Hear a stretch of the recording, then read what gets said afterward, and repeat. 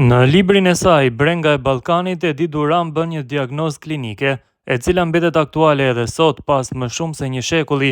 Ne duam me zjarr, urrej me zjarr dhe zona gri na duket e huaj. Këtë mungesë të zonës gri e provoi së fundmi në mënyrën më të dhimbshme Granit Xhaka. Ai shtangu në shtëpinë e tij teksa u përball me fishkëllim nga tifozët që e kishin duar trokitur gjatë gjithë karrierës së tij.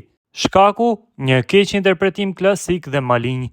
Lajmi që mori dhënë ishte se Xhaka tha se ata që nuk bëjnë për Zvicrën luajnë për Kosovën. Kjo frazë e rënd u përdor për të ndezur mllefin në Fadil Vokri, por e vërteta e fjalëve të Xhakës në intervistën për gazetën Blik është krejt tjetër. Ai foli për konkurrencën e madhe në ekipin zviceran, për cilësinë e lojtarëve dhe për durimin që kërkohet.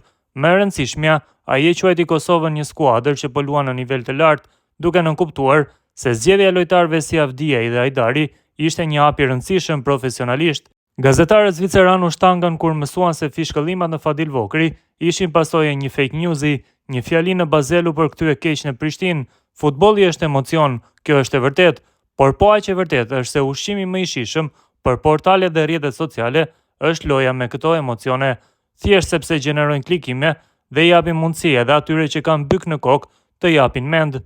Edi Duran kishte të drejtë, ne nuk e njohim zonën gri, por realiteti është se kjo zonë ekziston dhe është pikërisht vendi ku duhet të qëndrojmë edhe kur shpërthejmë si flak kashte. As Granit Xhaka nuk është tradhtar, as tifozët që fishkëllyen nuk janë armiq. Janë thjesht viktima të manipulimit dhe keq informimit.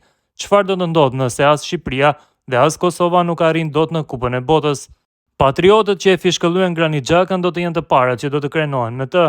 Do ta duartrokasin fort dhe do të krenohen më shumë se çu krenuan në përballjen epike Serbi-Zvicër në botrorin e luajtur në Rusi.